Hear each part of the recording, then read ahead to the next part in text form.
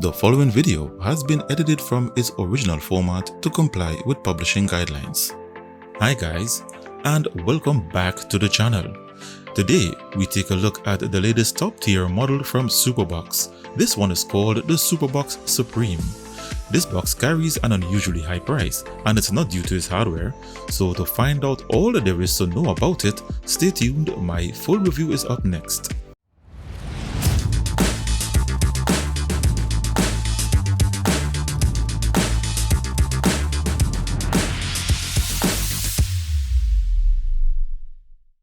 Now, a word from today's sponsor. Bitdefender protects more than just your devices. We keep your finances safe too. Bitdefender has helped consumers and companies save over $1.6 billion in averted data ransoms. Bitdefender, global leader in cybersecurity. Trusted, always. Welcome back.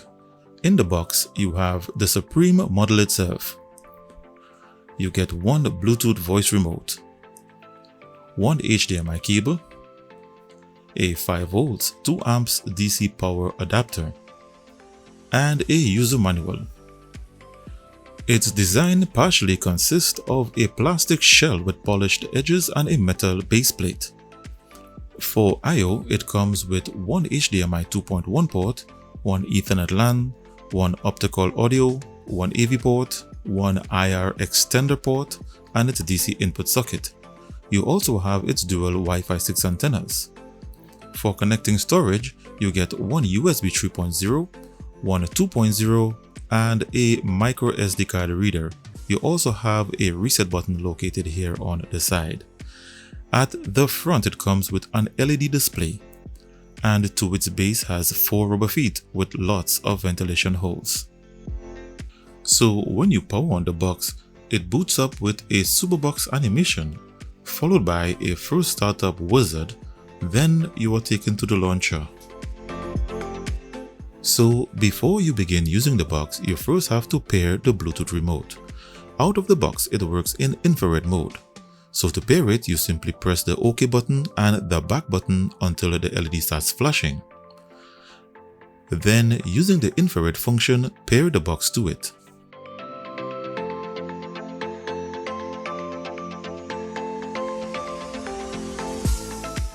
So this launcher is called Launcher X and it features your large main icons and you have your shortcuts bar here at the bottom.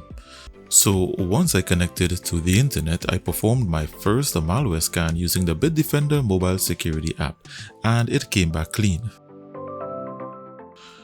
Let's now take a look at its system and hardware information. So the manufacturer of this chipset is Allwinner. It comes with 4GB of RAM and 128GB of internal storage with Bluetooth 5.0. Its CPU is the Allwinner H313H616, a quad-core Cortex-A53 processor running at 1.5 GHz configured in 32-bit mode. Its GPU is the Mali-G31 with OpenGL ES version 3.2 support. Its network adapter is a Wi-Fi 6 model and it provides dual-band 2.4 plus 5 GHz Wi-Fi. It's running on Android 12 operating system and the firmware is rooted. Its GPU has Vulkan support API version 1.1. It has an idle operating temperature of around 62 degrees Celsius. And it comes with decoders for the playback of 4K HDR10 videos only. It does not support AV1, Dolby Vision, or any surround sound audio decoders. So the features of this firmware include 4K display up to 2160p at 60Hz. You get HDR display with auto HDR feature. You get up to 10-bit color depth. You get auto frame rate switching. You get HDMI CEC options. From experience, for built-in hardware decoders, it only comes with HDR10 and not HLG. It comes with screen rotation to portrait mode feature, but it does not work. And for surround sound audio, you have surround sound audio pass-through. For digital rights management, it only has Google Widevine Level 3 with no HDCP protection, and the root checker app also shows that the firmware is rooted. For watching YouTube videos, the Android TV version is limited to 1440p resolution with no HDR.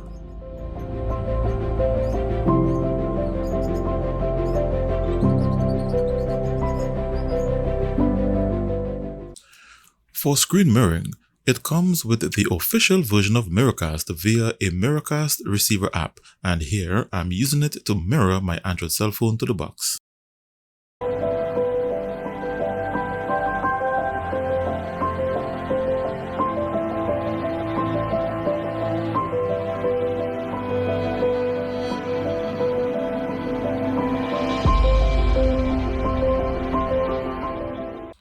For playing 4K videos, it only comes with HDR10.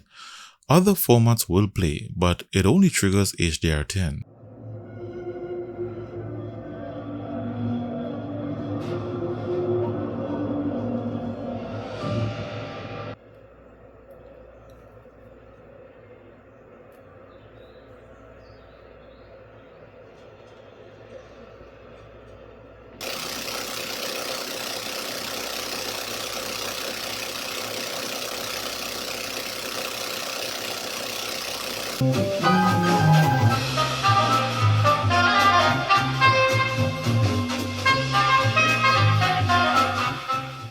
For surround sound audio, once you enable audio pass-through in the settings area, it outputs Dolby Atmos, Dolby Digital Plus, and DTS Virtual X.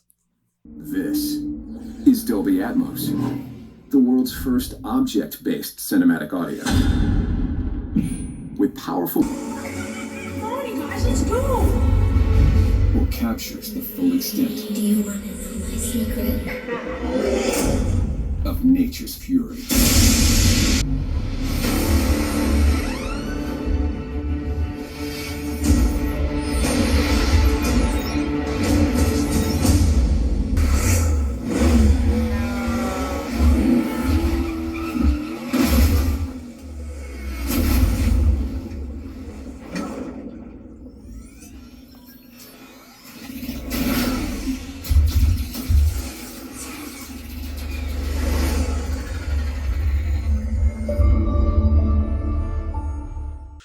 In benchmarking its performance, seeing that it's not a high-performance model, I will only list its AnTuTu benchmark, and you can view the rest of its benchmarks on my rankings chart. So in the AnTuTu benchmark, it scored 77,141. So based solely on its hardware performance, the Superbox Supreme ranks at position 95 with a 3 out of 5 star rating based on its AnTuTu benchmark score. To view the rest of its benchmarks in comparison to other boxes in this list, see the link in the description below this video. In summary, the Superbox Supreme offers robust connectivity, decent storage, and 4K HDR10 playback with surround sound audio pass-through, making it suitable for basic streaming needs.